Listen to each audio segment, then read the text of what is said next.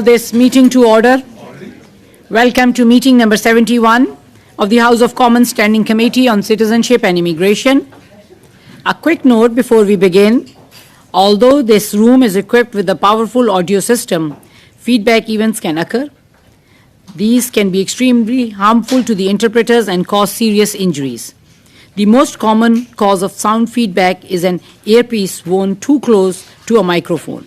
We therefore ask all the participants to exercise a high degree of caution when handling the earpieces, especially when your microphone or your neighbor's microphone is turned on. In order to prevent incidents and safeguard the hearing health of the interpreters,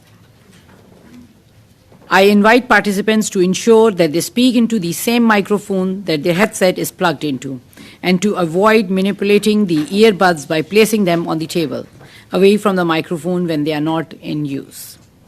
Today, we are beginning our study of the exploitation scheme targeting certain international students. I would like to welcome Mr. Honorable Sean Fraser, Minister of Immigration, Refugees and Citizenship. Thanks a lot, Minister, for appearing before the committee. He is also joined by two senior officials from the department, Madame Christine Fox, Deputy Minister, welcome, and also Madame Michelle Kingsley, Assistant Deputy Minister, Operations. Minister will be with us for the first hour, and the officials will stay for the second hour to answer the questions. Minister, you have 5 minutes for your opening remarks, and then we will go into a round of questioning. Floor is yours. You can please begin. Thank you very much. Look, just before we get started, I know we were a little bit delayed with votes. If you guys will have me for the full hour, I won't change you on the agreed upon time, and I'm happy to stay and make good on the commitment that we've made to be with you for the first hour. In addition, I'd like to start by saying thank you. There's a number of you who've reached out to me personally over the course of the last number of days, weeks, and months on the very specific issue of the international students who were facing potential removals as a result of being admitted on the basis of inauthentic documents. And for those of you who have been good advocates, I want to say thank you for the many conversations that we've shared. Look, I appreciate, as always, the invitation to appear and address some of the concerns around these reports of international students and graduates who are facing removal from Canada after these letters of acceptance were submitted as part of their study permit application and were determined to be fraudulent. I understand that this situation is extremely distressing for a number of the students who are engaged, and I want to assure them and members of this committee and anyone else who might be monitoring this situation that the well-being of students who are genuine applicants to come and study in Canada is paramount for me and for the government.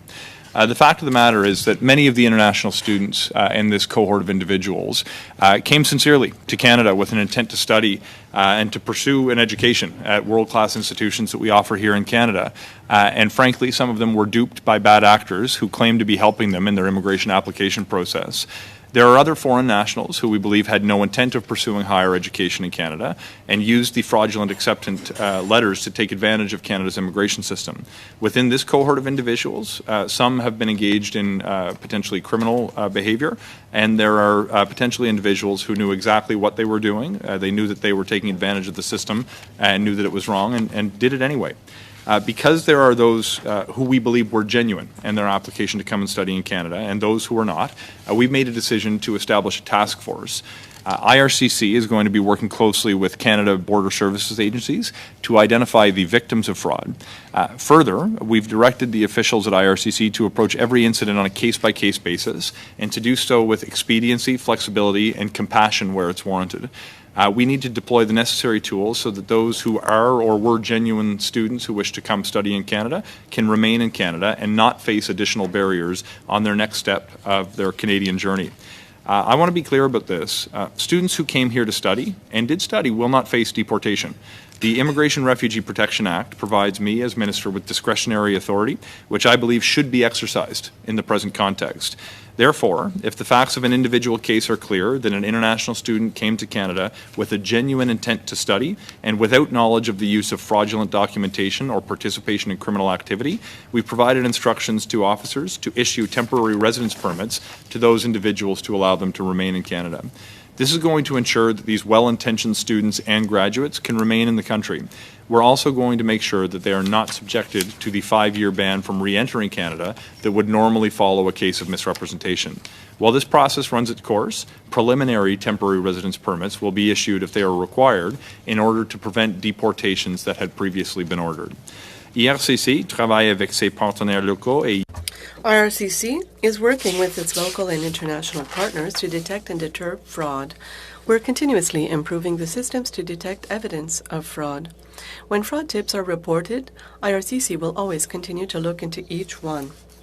To uphold our system, a full review of the International Student Program is underway. The review aims to strengthen program integrity and enhance protection to address student vulnerability, unethical recruitment, and unscrupulous actors. And on the recommendation from a study done by this very committee back in 2017, we've regulated consultants in Canada who must be licensed under the College of Immigration Consultants, and we've invested to improve oversight, strengthen enforcement, and increase accountability. Mon ministère mène également des campagnes. IRCC also runs media campaigns, both at home and abroad, to deter fraud and help people so they avoid becoming victims. As recently as March 2023, IRCC ran a campaign in India targeting potential visitors, students, and workers to decrease the misuse of permits and to reduce fraud. In citizenship, it's my responsibility to protect the integrity of our immigration system and ensure that it upholds legitimate cases, that it supports the victims of fraud, but pays no comfort to the perpetrators of such fraud. Madam Chair, I know that there's students who are watching the proceedings today, and I want to make sure that this message is communicated clearly. I'm committed, unreservedly, to finding a way to support them and ensure that they can remain in Canada with a valid legal status if they had a genuine intent to study and did not have knowledge that they were benefiting from fraudulent documentation. At the same time, I think we all need to agree and understand that those who were complicit in the use of fraud to abuse Canada's immigration system will be held to account for their actions. Canada is always going to be a welcoming land of opportunity for people from around the world, including those who want to come study in Canada, work in Canada, and become upstanding members of our communities. But make no mistake, we have no room to tolerate people who attempt to cheat our system, and we absolutely have no intention of giving special treatment to those who commit fraud. We can protect the integrity of the system and demonstrate compassion to the innocent at the same time. Merci. Thank you, everyone. I'm happy to take what questions you may have. Thank you, Minister. We will now go to our first round, and we will start with Mr. Uppal. Mr. Uppal, you will have 6 minutes for your round of questioning. You can please begin. Thank you, Madam Chair. I will actually be splitting my time with Member of Parliament Hudlin.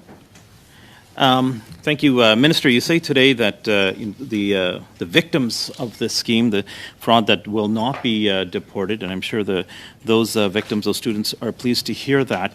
But this whole situation we've known for months now. We've heard about this for months. People in the community on YouTube and other media outlets had known back since maybe last year in September. CBC picked up this news story earlier this year, and all of these students that have had deportation issued against them, because the department realized their mistake. Their mistake was that they accepted these fake letters and issued valid visas to Canada for them to come here. Now, since then, those students have gone to school. They've been studying. Some of them started working. Some of them started a family here, got married, have children. They've essentially set up roots here in Canada, because this happened over several years. And then when the department realized their mistake, they issued deportation orders, essentially a shoot first, ask questions later situation, and it left the students with significant mental health issues because of the stress of that, and financial as well, because not only did they already pay for their student fees and everything else it takes to get to Canada, but now they're paying immigration lawyers and others again to be able to fight to stay here when they were the victims of this whole scheme. And now, like I said, we've known this for months. Conservatives have raised this issue in the House of Commons. Our leader, Pierre Poilievre, had questions in the House of Commons about this issue. In this committee, we've had at least 3 to 4 times a motion that was presented to study this issue, and unfortunately, Liberals and NDP rejected that motion. So, Minister, you've had the power to do what you're saying today the whole time. You had that power. Why didn't you do this before? Madam Chair, how much time do I have to answer that question? I had a number of elements, and I'd like to address each of them. 4 minutes left. 4 minutes? Yeah, oh, 4 no, minutes for he's Mr. Uppal. sharing Yeah. his time. Yeah. 4. Okay, first of all, Mr. Uppal, thank you. And I always view you to be a reasonable parliamentarian, and I have a lot of respect for you as well, and I enjoy our conversations. The reality is I became of this issue around the beginning of spring, not at the end of last year. And when I first became aware of it, it was a result of media reports that claimed that there were 700 international students who were impacted by this. I wanted to verify the veracity of that reporting. It turns out that that was not an accurate reflection of what was going on. It's really, really important when we're dealing with something as serious as a person's ability to remain in Canada that we know the facts that we're dealing with. So we undertook a bit of work to understand what was actually going on. What we had determined, and I would differ respectfully with your assessment of a shoot first, ask questions later process, we're dealing with a cohort of people who've been referred to the IRB from CBSA, and there are now 57 individuals who have been subjected to a removal order. Understanding what was going on after this process has played out when people had an opportunity to adduce evidence was very important. To the extent that I could communicate we were working on a solution for people who were in fact genuine students, we tried to communicate online to demonstrate that we were working towards a solution. But to identify the right solution sometimes takes longer than people would like, including me on many occasions. But the reality is I'm not just looking at the need to demonstrate compassion to those who I think should remain in Canada. We absolutely need to demonstrate compassion to those people who should remain in Canada. But we also need to protect the integrity of the system. When we're dealing with a widespread, potentially criminal element to people who are seeking to abuse Canada's immigration system, I start to think about the reputational risk to the international student program more broadly. This is an extraordinary program that brings people to our country who make an incredible difference. Yes, we need to do what we can to protect the mental health and well-being of people who are going through this process, but we can't cut corners when it comes to developing a process that will ensure we protect the integrity of the system at the same time. Minister, didn't you essentially treat everybody as a criminal first and then start a process later, right? Everybody was issued the deportation orders, so everyone's treated the same as a criminal, and then you took this step when you could have actually taken this step at the beginning when you first heard of this problem. No. With enormous respect, suggesting people were treated as criminals is a false characterization of they were what being has gone deported. So they had to go look, get let me lawyers. explain, though. The only people that we're dealing with who face a removal order have actually had an opportunity to present a case to the IRB, but we have a shortcoming in this instance, and that shortcoming is tied to the fact that there are individuals who didn't know that they were taken advantage of, but the rigidity of the existing rules would have resulted in their removal. That's why we've introduced this new process, for that narrow cohort of people who have been subjected to a removal order that we believe demonstrate that there was no intent to abuse the system, but instead should remain in Canada. So this is a tailored solution that was developed after the existing process has run its course, and we expect there will be a few more people who have to go through this process. So I think we've been able to develop it in a way that will both protect the integrity of the system and demonstrate compassion to those who certainly deserve it. Do you know if anyone has been deported through this process? Has anyone been?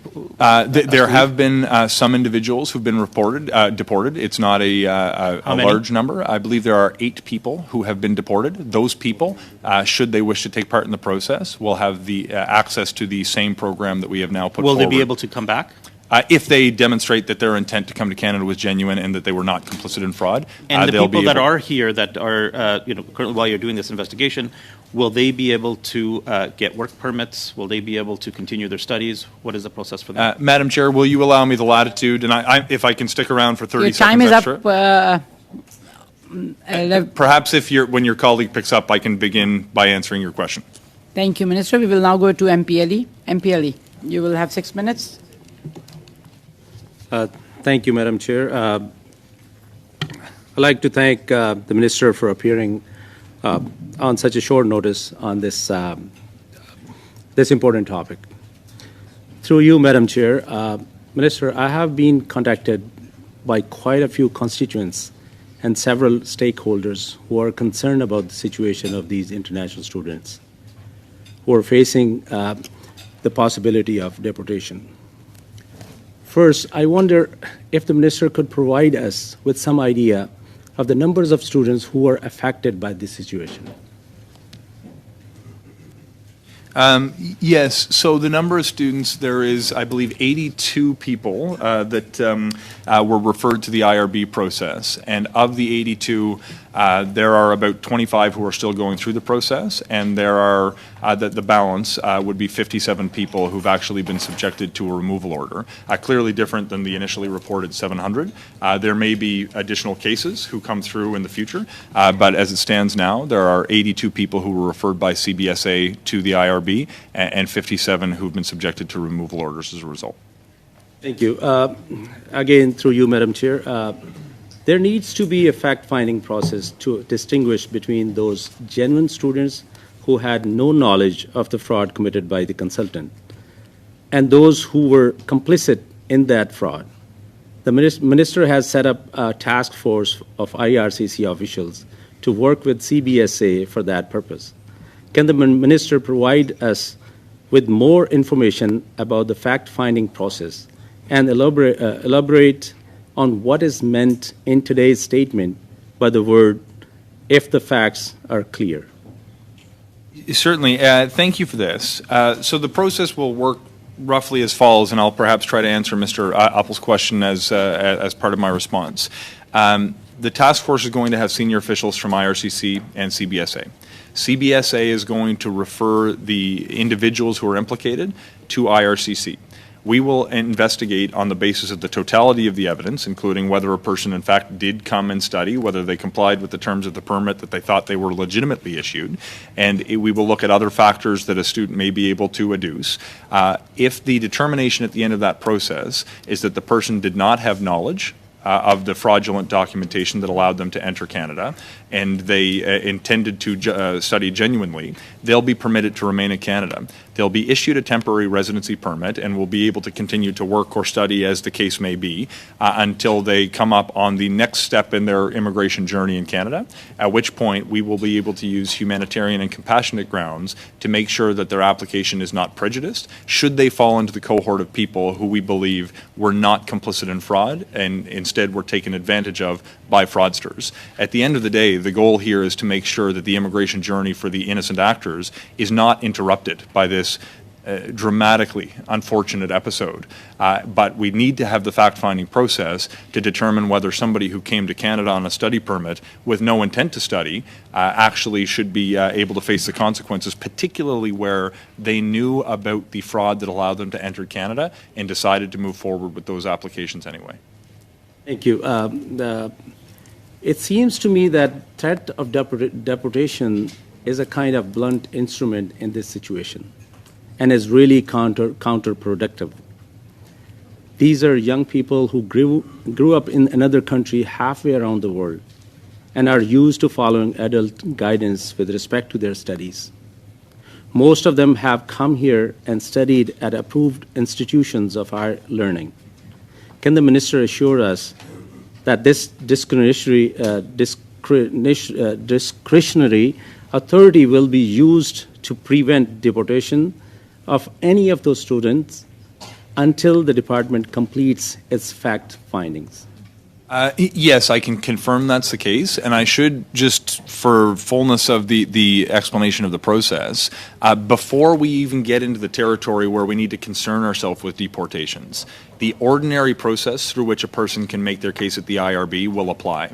The need for the task force process we shared details of today only arises after a negative decision is rendered at the IRB. So a person will go through the ordinary process, but if they are found inadmissible by the IRB, we will immediately issue a temporary residence permit that will allow for the duration of the investigation to be completed, and the deportation will not be acted upon until there is a final determination of the task force about the nature of a person's knowledge of fraud and their genuine intent to study. Thank you for clarity. Madam Chair, how much time do I have? 55 seconds. Minister, I know you've been listening and working hard on this issue with the genuine intent. And I know the opposition party is exploiting this situation of that innocent students who are victim of fraud. And you have made it clear that those students would not be deported until they have gone through this process. Do you want to add anything more to make it more clear to those students who are in this limbo? Look, I don't want to attribute motivations to any people or one party or another. My experience has been that there have been good advocacy from members of parliament from different parties. You have been a stalwart advocate, Shafkat in particular.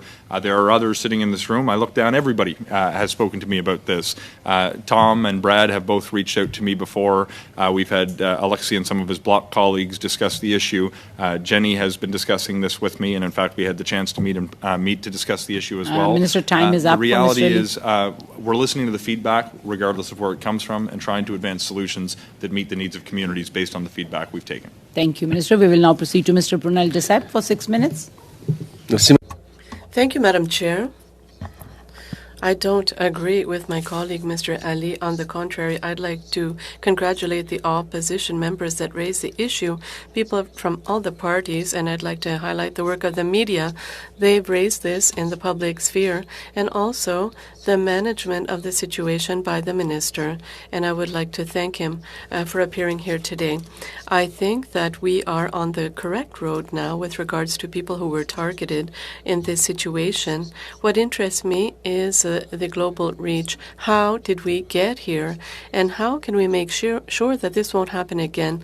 There must be mechanisms or that will avoid these types of situations. So my questions are going to be about what happened, but also what we can do and what's not working right now in order to avoid this in the future. Most students who made a request for resident status, they did this by going through a consultant firm. Was IRCC aware of this firm before the situation happened? So I can speak for myself. I was not personally aware of this particular individual. I am acutely aware of the fact that there are consultants around the world who abuse the system that we have to protect against. But perhaps to our officials, was there an awareness amongst the department of this particular individual? Est-ce qu'on connaissait le cabinet en question? On avait Not the firm.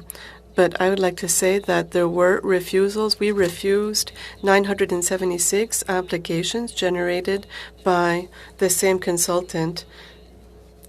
So there were already issues, yes. So to say that one is an immigration consultant, you have to be a member of the Immigration Consultants College. So this organization provides permits to consultant firms, is that correct? In Canada, yes. Yes, in Canada. Yes, that's what I'm talking about. For the interpreters, so please. Excusez-moi, je suis désolé. Okay, my apologies sincerely to the interpreters. For people who are registered consultants in Canada, the same is not true for third parties in other countries. Parfait. Donc, Perfect. So it's illegal to say that you're a registered consultant and provide services in Canada if you're not qualified to do it according to the law, correct? Actually be sanctioned by the College of Immigration Consultants if you falsely represent est-ce yourself. que vous ne croyez pas que les conseillers d'immigration qui s'occupent Don't you think that the consultants, don't you think they should be submitted to checks on behalf of IRCC or the College of isn't it contradictory, in other words, Mr. Minister, isn't it contradictory to have regulations around the registered consultant job in Canada, but not to do necessary checks with firms outside of Canada? Right now, there's no mechanism that allows for this by IRCC or Global Affairs. This is we're dealing with the reality of the situation here. I think if we could extraterritorial apply some of the regulations to prevent fraud, we would love to.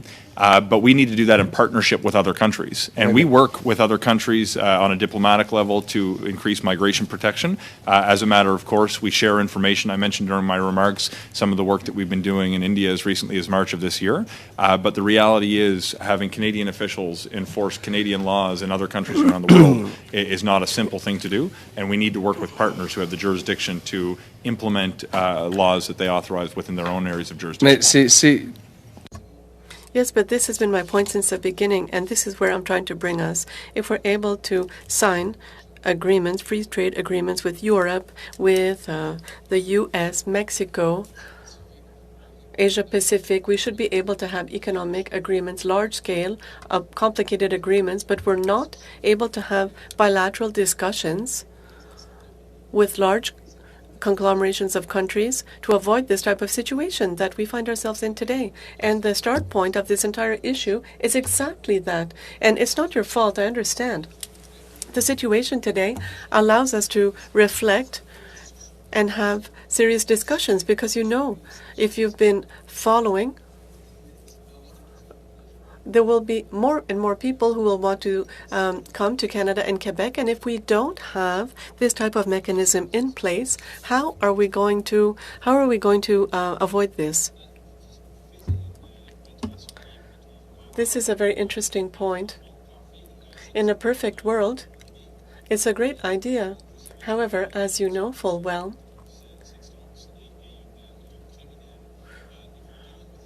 where we try to regulate globally in industry, the bad actors will still try to operate outside of that system.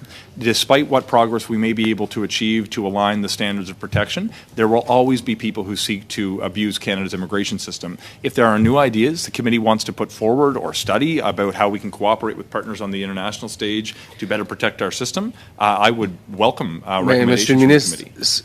But Mr. Minister, unfortunately, in Quebec will never, the Bloc Québécois will never be in power. So it's up to you as Immigration Minister to ask your Minister of Foreign Affairs to have these types of discussions. What we're seeing today has been a tragedy for some students. Some were deported to their countries. They're going to have to demonstrate that they should not have been deported and have mental health issues. This is your job. My job is to tell you what to do it. Is that the complete time, Madam Chair? You can quickly answer the question. Look, we work across portfolios and directly with our counterparts in immigration in other countries as well to work to foster a culture of integrity when it comes to our mutual immigration systems. But this is an area where I think Canada and the rest of the world can continue to improve. If there are solutions you or other members of the committee or the committee collectively wish to put forward, I would welcome your suggestions with open arms. Thank you, Minister. Thank you, Mr. Brunel de Sepp. We will now go to Ms. Kwan for 6 minutes. Ms. Kwan. Thanks very much, Madam Chair, and thank you to the Minister and the officials for coming to our committee today. And I also want to extend a thank you to the Minister for taking time to meet with me specifically on this issue. I know that there are lots of issues on the Minister's plate, but I appreciate him taking the time to meet with me, particularly to try and find ways to ensure that the students who are victims of fraud are not going to be penalized and punished, and to look for further actions to make them whole, so to speak. With respect to the announcement that the Minister made, I'd like to just get a clarification on the issue around the inadmissibility based on misrepresentation. The Minister just said just now to say that the students who are victims would not be subjected to the 5-year ban. Could the Minister clarify if that would mean that the record of inadmissibility based on misrepresentation will be erased then from their file? The best mechanism that we've been able to identify to overcome the 5-year inadmissibility ban is to give, in the interim period, while a person is currently on a study permit or an existing work permit, a temporary residency permit that aligns with the remaining time on that document. At the next stage in their immigration journey, whether it's applying for a postgraduate work permit, applying for permanent residency, or whatever the next step in that process may be, we intend to apply humanitarian and compassionate grounds to overcome the inadmissibility barrier so it doesn't jeopardize that student's opportunity or graduate's opportunity to continue along their immigration journey. The reason that we've chosen that is a function of the legislative requirements that are in place today, so we can use existing tools rather than reforming the legislation to avoid a person's immigration journey being interrupted as a result of the fraud which they were not part of. So that means that it would stay on their record, it would not be erased, but the Minister is saying that there would be a note to say that this will not be prejudiced for their future applications. Am I understanding that correctly? More specifically for humanitarian and compassionate reasons, which is an existing exemption under the legislation, but you've more or less identified the correct process. Okay, I hope that when it comes to that for those students, it would actually really work that way. Because what I worried about is that when you have that bad record, so to speak, that dark mark next to your name, sometimes a official who's processing the application will still say, "Hey, you know what? There's misrepresentation on the record." So I want to flag that as as a concern, because we obviously would not want to have a second chapter to this issue down the road. Now, there are students who are in a situation where they have been issued a removal order and they have filed to the federal court but not yet have had the hearing, for example. They're waiting. There are those who have filed and who's been rejected, as an example. There are those who have made an application to have their, let's say, work permit extended and they're now out of status, but waiting to see what's going to happen to them. Is the minister saying now with this new task force that those individuals should not worry about all of those outcomes and then that their case will be assessed under the new task force? I want to be, look, my background in law before politics is telling me be very careful because the facts of individual cases may vary, and I don't want to describe in a blanket way that may not capture nuance. But the new process we've shared with the task force today will be triggered immediately upon an inadmissibility finding at the IRB. You don't need to go through the existing federal court challenge to an IRB decision in order to benefit from the process we've laid out before the task force. I want to be careful not to provide legal advice to people who might be in the middle of a federal court hearing. There may be very good reasons why a person chooses to proceed down that path in any event, but for an individual who is not yet at that stage and is going through the IRB process, if they receive a negative decision at the end of that process, they will immediately have access to the steps outlined as part of the task force we described today. So if they have not yet received a negative decision, I'm asking because I've met with the students. I went to Brampton, I met with the students. I've been on Zooms with them. They've called me. Many of them have sent me piles and piles of documentations regarding the case. I'm putting them all together to submit to the minister's office and to the public safety minister's office for consideration. And some of them are caught out in this situation. They're like saying, so now in the face of this, they're waiting for a CBSA appointment because they've been told they've received their removal order. They're waiting for a CBSA appointment. Should they proceed with that process? As an example, I assume that when they get a date, they should show up and present their documents and accordingly. But there are others who have filed for federal court, but they have not yet received a date for federal court. What should they do? The reason why I ask is this. It's really important because it's really expensive for people to go through that process. And I know that the minister, in your comments, you recognize that as well. So the question that students are asking is this: should we not proceed with that and save some legal fees and then go through this other task force process that the minister has set out? One of the challenges that we run into when we're dealing with the existing legislative framework is that just simply dealing with this process when there could be, the legislation would still have them go through the IRB process and could result in an inadmissibility, would put us in a situation where we might extend temporarily a person's status who would then subsequently be found inadmissible and would still need to go through a similar process to have access to the humanitarian and compassionate grounds to avoid the 5-year inadmissibility. The individual circumstances, I want to be very careful not to provide legal advice, but the person who's going through the process should always show up when they're asked by CBSA to show up. They should go through with the IRB process and make their case. It is only the cohort of people who complete that process, who are deemed inadmissible at the end of that process, that will then require the benefit of the new process that we've created today. I understand that these are many layers of process, but we want to make sure for every individual who is caught up and doesn't have the compassion given to them that I think the facts deserve, still have that last shot through the task force that we've announced earlier today. Thank you. Time is up, Ms. Kwan, for you. And of course, Madam Chair, if I can say, for anybody who wishes clarity in process after this meeting, we would be pleased to meet, whether it's with officials to describe technically the process, and we want to be as clear as we possibly can to the extent there are unanswered questions at the end of today's meeting. Thank you, Mr. Minister. We will now proceed to Mr. Hallen for 5 minutes. Mr. Hallen. Thank you, Madam Chair. Minister, you today had said that you found out in early spring about the deportations, and that's about the same time as when the CBC article came out. Also, you tweeted out at the end of May, and after visiting the students along with our leader, like many of my colleagues. The first question that comes to mind to them and us is, what took you so long? What happened between March and May? Well, as I explained to Mr. Uppel during his questioning, we needed to verify the accuracy of the reports. In fact, I did interviews with certain community media outlets in the days after becoming aware, because we had no indication, for example, there were 700 people What's the department impacted. doing between that time, though? Sorry, could you repeat What were that? the steps the department was taking in between that time, not what you did with the media? Certainly. So when we connected with CBSA, after we became aware of the media reports. This was in March? This would have been probably in the second half of March this process would have started. And look, we can, after I give it maybe a description, I'm happy to, for a more technical answer to share with officials. But we sought to identify how many people were impacted. We had no indication that there were 700 people, and we wanted to dig in to figure out why the discrepancy. I still don't know where the 700 figure came from.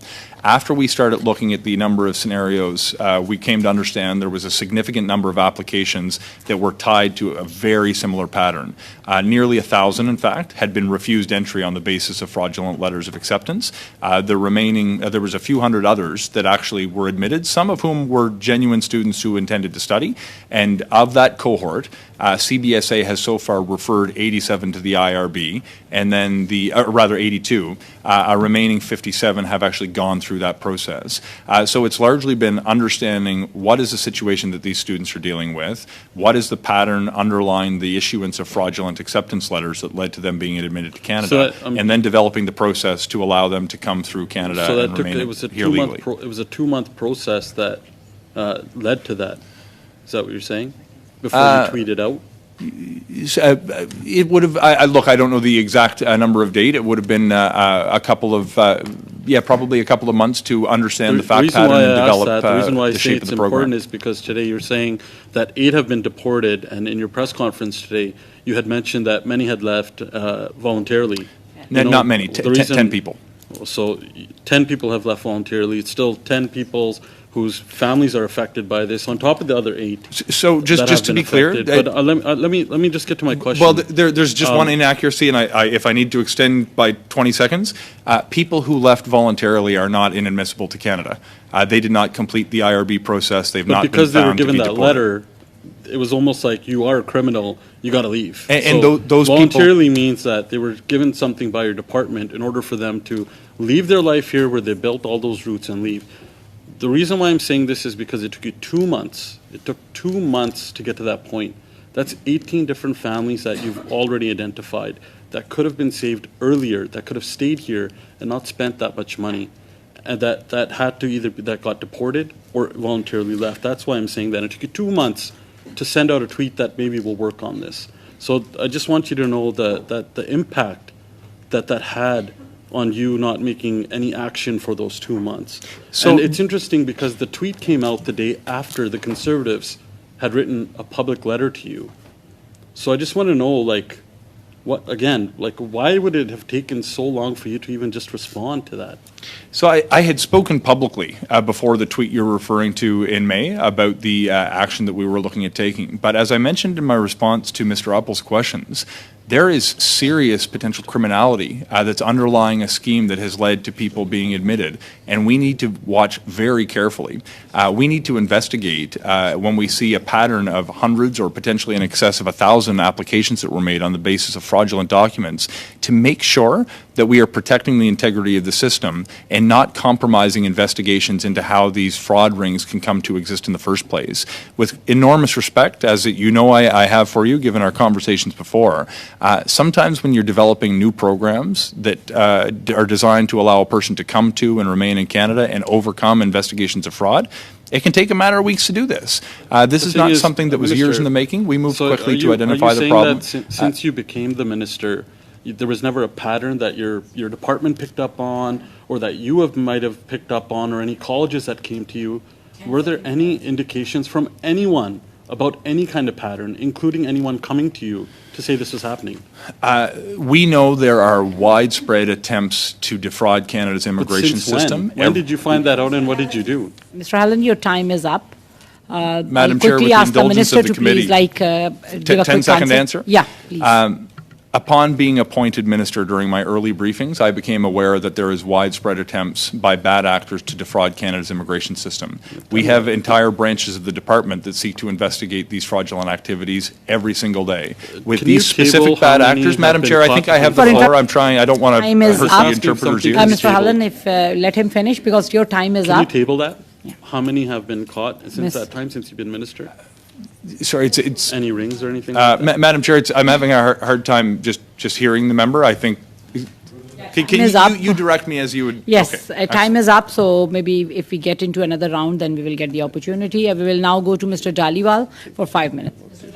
Thank you, Madam Chair. Madam Chair, first of all, I want to thank the Honourable Minister and his Parliamentary Secretary. Any time been to you or your staff, you always been welcoming and, of course, very patient to listen and always assuring that you will come up with a policy that will be good for the victims. And I want to thank you on that. And I received a call today. One of the family members of one of the victims said that this is exactly they were looking for, but you have announced today. And going from there onwards, you said that you're going to go case by case. You're not going to have a blanket policy. Would you be able to tell us what would be the consequences of implementing a blanket policy instead of looking at individual cases? I believe the consequences of taking a blanket approach in this instance would be very negative and of a severe scale. In both the short term and in the long term for Canada's national interest. In the short term, we would be rewarding people who've committed fraud against the state.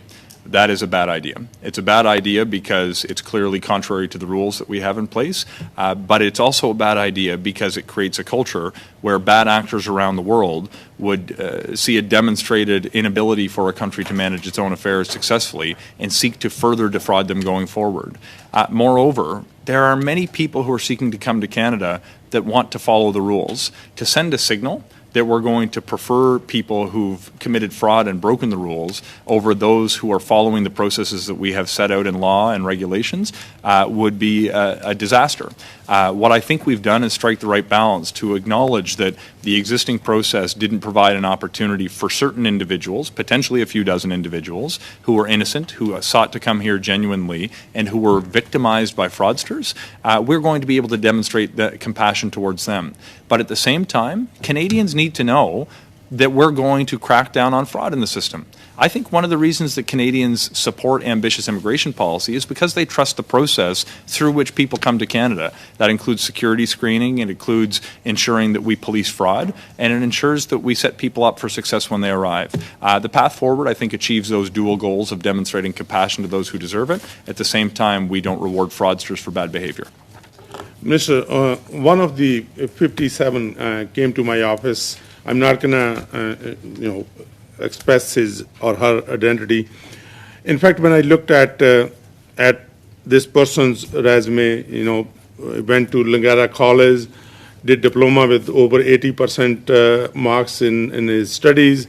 He's working for the last 5 years with one employer. In fact, his or her employer has also contacted me and given a good feedback for that particular person.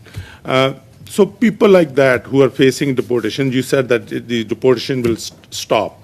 Can you give a timeline? When will this action come into effect? Look, as soon as possible, although there are some people who have not yet gone through the IRB process. So for them, the process will begin immediately after they complete the IRB process. What we envision is an interim temporary residence permit that will be in the ballpark of a number of weeks that will allow them, say, for example, 8 weeks, for them to be able to complete the investigation. The sole purpose of that temporary residence permit is to allow us to complete the examination of their file. We want to move as quickly as we can to provide a fair resolution, but also a fast resolution. I know from you, Suk, and others, the stress on students has been enormous. We don't want this to drag out for months. We want to give them a platform to demonstrate their case, and if in fact they can confirm that they were a genuine applicant, we want to provide a remedy as quickly as possible, recognizing the mental health and financial burden many students have undertaken. So you have given the assurance time and time again to those that are victims. You want to say something that you haven't said to those students, the action they should take on their part? Look, my advice to anyone who's dealing with IRCC or CBSA is you should always show up for your appointments. You should always respect the communications that you receive. You should also know that we're trying to come at this issue from a place of compassion. There are extraordinary students around the world who want to come and study in Canada. They make immense economic and social contributions to our communities. The people that you're describing meet the profile of so many international students I've met, people who do well in school, who want to contribute to our communities, and our workforce in the future is going to rely on people like this. Our desire is to provide a quick remedy for them to allow them to remain in Canada and have certainty that this unfortunate and fraudulent episode will not impact their immigration journey to our country. But at the same time, for those who have committed fraud, we need to enforce the rules and demonstrate there will be consequences for criminal activity or fraudulent behavior. Thank you for your leadership, Minister. Thank you, Mr. Daliba. We will now proceed to Mr. Brunel Desepp for 2.5 minutes. Mr. Brunel Desepp. Si, Madame la Thank you. Mr. Minister, in 2022, something similar happened in Quebec. It was once again Indian students that were victims of fraud. I don't know if you were made aware of that situation. These were students who were refused a study permit by IRCC to study in private colleges in Quebec. But they had already paid their tuition, and those students were not reimbursed because the private colleges were under the protection of the Act. And once again, Indian students were victims of fraud, and I could send you media articles referring to that. And now what we see is that it's quite specific. There's some specific issue in India. You asked if we had suggestions. Well, you know, I always have proposals to make. I make 14 a week. We're not just here to oppose, we're also here to propose. And I like it when you implement some things. And so isn't this a valuable enough reason to right away begin bilateral discussions with India, whether it be going through diplomatic channels or having meetings with your Indian counterpart, perhaps ask for some sort of reciprocity with regards to these firms, consultant firms that are dealing with students who want to study in Canada that have to have some sort of certification by IRCC, even if they are in India. This is a suggestion. So at some point we can't just say, okay, we're reacting, and we have to work to try to fix things ahead of time. Do you think this is a good suggestion? Thank you for your intervention. Points. One of the things that I've come to understand in this particular job is that there are many issues that I think we need to reform over time, and the International Student Program is a great example. We actually just completed the consultation on a review of the International Student Program not much more than a week ago, but to your point about working with India, we actually had an initiative that we were working on in March of this year for the purpose of sharing good information, strengthening the integrity, and highlighting the extraordinary opportunity we have to continue to recruit students from that particular country. As we go forward, we're actually looking at some new ideas to build a trusted institutions model with some of our post-secondary education partners who demonstrate that they have the capacity to monitor the integrity of applications, to treat students well when they arrive, and to help them adjust to life in the workforce. I think this is the next frontier for the International Student Program, and if you have advice, as always, it would be more than welcome. Time is up, Mr. Brunel Desepp. We will now proceed to Ms. Kwan for 2.5 minutes. Ms. Kwan. Thank you. It sounds to me like that the minister is suggesting the students should go through a dual process, through the federal court if they embarked in that process, but as well as this other process. It just seems to me that is a duplication of effort here, if that's the case, and there's limited resources on all fronts. I will further clarify with officials and the minister at a subsequent meeting on this, because this is a critical point that I'm already getting emails from students saying, what do we do now, and how should this proceed? But a critical question here is this also. When will the new task force start its work? What is the start date? It's already underway. The process has begun, and just for the sake of clarity on the duality of the processes you described, one of the reasons we had to launch a new process is the existing remedies may not be available or the remedies we wish to issue may not be available. If someone today makes a misrepresentation, innocent, negligent, or malicious, they may still be deported from Canada under the existing rules. The new process will help us overcome that. So then on that basis, for the impacted students, should they not actually embark on that process and undergo this new task force? Because you have CBSA also looking into the situation, you have IRCC looking into the situation, you have the federal court looking into the situation, you have the IRB looking into the situation. We have limited resources here. If the minister is establishing a special task force, all that will be housed in one place. So these cohort of 57 students that have been identified and been impacted, they should go through this new process. Wouldn't that be the proper way of proceeding and the more efficient way of proceeding? I appreciate the perspective. The process that we've developed is only for people who are inadmissible to Canada and are facing a removal. The IRB process exists to determine whether a person is inadmissible or be removed. I won't offer advice on whether a person should or should not make a challenge in federal court. That is for somebody to be making a decision on their own on the basis of legal advice that they may take. But this provides a remedy for those who've gone through a process that did not have the ability to offer the same remedy. No, I understand that, but Minister, you've indicated there are 57 students who's been identified and have been issued removal orders. They may not have gone through the federal court, they may have filed and have not been heard just yet, but for those who's received the removal order, should they not then embark on this new process under the task force? Well, if you've received a removal order, it would be because you have gone through the IRB process and have been found inadmissible. So if you've received a removal order after that process, yes, you should go through this process. The federal court is separate. But I would say as well, the existing process can do a better job of investigating criminality, and we do believe that there's significant criminality with some of the applicants who may find themselves in this position.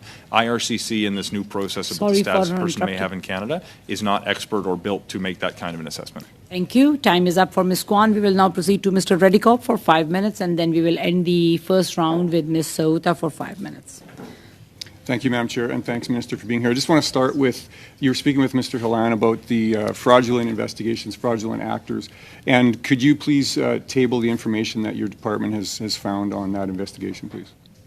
What information are you asking me to table? You said you had a department that was investigating fraudulent students and consultants, and you had obtained some results just at the end of Mr. Halan's conversation last time. Just wondering if... Sure. So, look, it would be helpful if you clarified with specificity now or after the meeting. One of the things that I will flag, to the extent that CBSA is looking at an ongoing investigation into fraudulent activity, we obviously won't share information publicly that could compromise an investigation. But would it be possible to work through the chair to understand which specific information you're looking for? Well, maybe let's back up. Have you done any investigating? Like, we've talked today about the students and that it's very important that we deal with them. The other issue is preventing this from happening again. So have you investigated and have you initiated investigations to stop that from happening again? Over time. Yes. Sorry. Look, my deputy, I think, would like to chime in. We're feeding each other numbers, but I don't want to speak over her. I think it's just important to know that there's kind of this particular investigation was launched by the CBSA as a result of a tip. But the department actually has ongoing investigations all the time. So right now, at this particular time, there's over 100 investigations through the various lines of business. Thank you. So on this particular issue then, Minister, when did you begin the investigation on this? Do you have the precise date after we received a tip? Yeah. So after your tweet around there? No, I think it was prior to that. The CBSA can say exactly when, but just to give you a sense of scale, Madam Chair, if I may. If you could table that would be helpful. Okay. That would be great to do that. Okay. Now, the process was focused on finding these fraudulent students or the fraudulent consultants. Was that the basis of the investigation? And did you find other fraudulent consultants in that process? So I think the investigation actually would have begun a number of years ago, but there are many investigations that are always going on within the department. This particular one involved a main group. There may be others who are tied to this, and including people who have a presence in countries outside of India. But with respect to the people who may be involved, it could include all of the potential applicants who may or may not have known about the fraud. So when you're saying what other fraudsters or bad actors have we discovered, there could be quite a significant range of people depending on how broad a definition you took to bad actor. So it seems like the problem, the failure here was that there was a bad actor who had provided fake letters, and yet the department did not recognize that early and was unable to identify that in other cases. Does the department then, once they find a bad actor, do they go to the other cases? Why didn't these students know that? How come that wasn't found? So we launched a new approach in 2018 to strengthen the verification of letters of acceptance, but we focused on the letters that we had a reason to believe were not authentic. If there was no reason, given the fact that we deal with many hundreds of thousands of applications in a given year, it would completely erode the ability of the department to productively and efficiently process student applications if we did an investigation into every letter of acceptance that was provided. I think to your earlier question that you started to go down this road, going forward, we need to find a way to use new technology to better verify larger numbers of applications more quickly. Sorry, you're trying to chime in, Mr. Redikoff.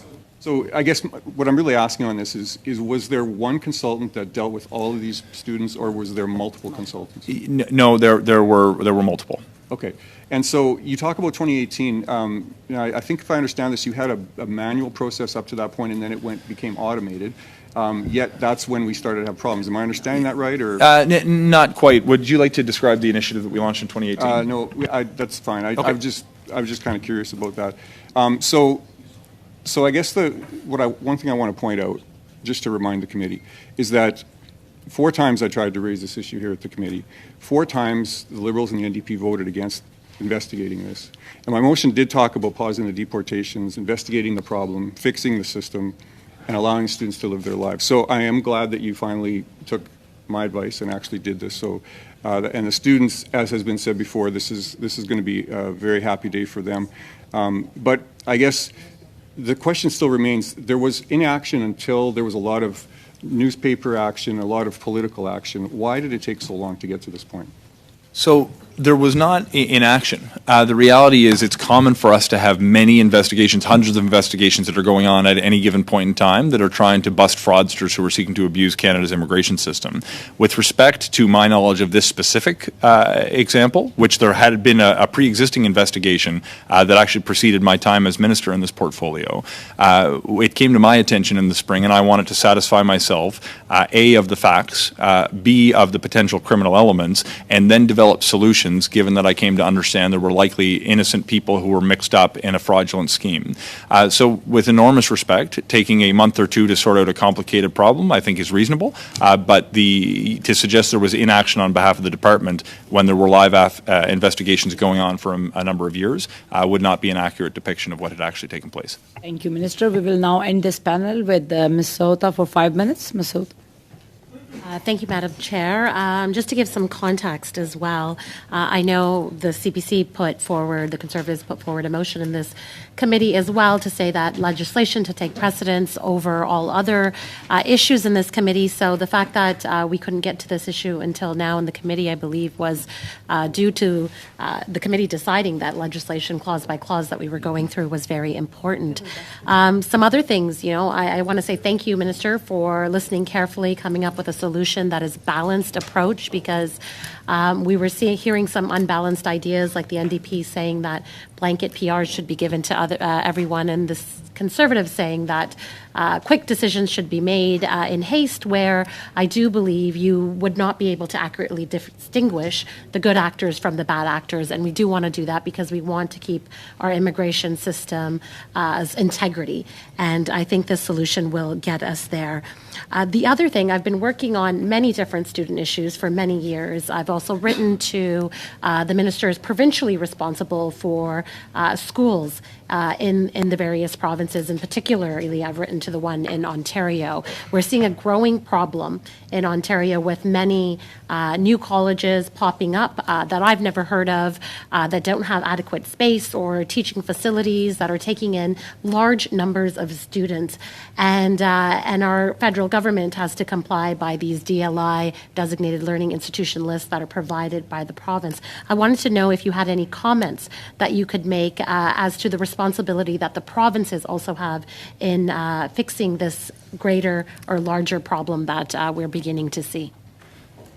Look, if you'll allow me, I think the two issues that you mentioned, sort of coming to ground on this issue and the broader issue around DLIs, both speak to the need for cooperation.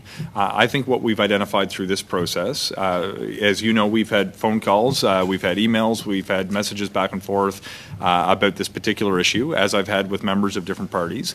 And I find when we take these ideas from different sources, we can identify what the real issues are. And I think it's led to a workable solution that's going to help protect people who deserve protection in this instance and hold those accountable who seek to abuse the system. I think the same is true with designated learning institutions. I think we need to do a better job, not just as a government, but as a society, of working across levels of government and with institutions to better monitor the system. The reality is, at risk of getting ahead of myself, given where we are from a policy perspective today, I've heard a lot of stories that really, really trouble me about designated learning institutes. The vast majority are good actors, make no mistake. But when I hear stories of students who come to this country who tell me they feel like they were sold a false bill of goods and are enrolled in a program that may have 1,000 students with room in the facility for a few dozen students, it suggests to me that there are international students being exploited in this country. Look at the number of students who are attending brand new institutions that have popped up who have inadequate mental health and housing supports. I hear stories about people who are being promised a pathway to permanent residency that does not exist for them. I hear promises that are being made to international students who say, you can come through the student program, but really, you know, you just want to work in this country. That is not what the program is about. We need to work very carefully with institutions so people know what they are getting themselves into and applying for the appropriate programs. We need to work with provincial governments who are responsible for identifying DLIs who have access to the program to ensure that they're willing to hold accountable the institutions that are not treating students fairly, but are instead seeking to profit off them as individuals and not caring whether they are exploited or set up for success. The vast majority of institutions are good players, and we're working towards developing a trusted partner model with institutions that we know are good actors, that have a strong history of working with students and respecting them. The International Student Program is contributing in excess of $22 billion annually to this country.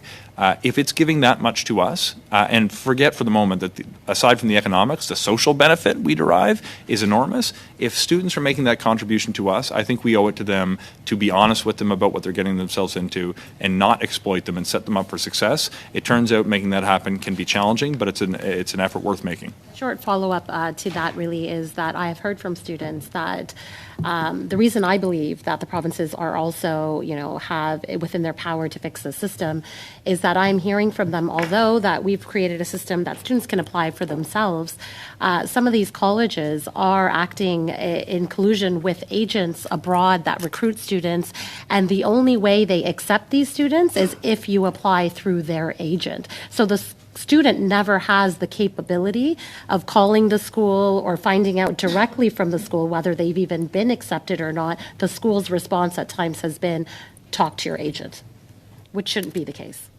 Look, to the extent that there are examples that you can provide to our office, please know that we will task the department to investigate them. And to the extent that institutions are found to, in a systemic way, be bad actors, they should be shut down. This is not okay. We need to address this head on. The challenge that we face is that it's not just the federal government that holds all the policy levers. We need to work with institutions, we need to work with provincial governments, and to the extent that parliamentarians can shine a light on bad actors who seek to abuse the system, you would be doing a service to your community and to your country, and I would appreciate to partner with you any day that you wish. Thank you. Our first panel comes to an end. On behalf of all the members of this committee, I would really like to thank you, Minister, for coming and discussing about a very important issue. So we will suspend the meeting for 2 minutes so that you can leave. And We will allow him to leave, and then we will go into round of questioning with the two officials. Thank you. Merci Minister. tout le monde. J'apprécie l'opportunité. Thank you. Is it standard?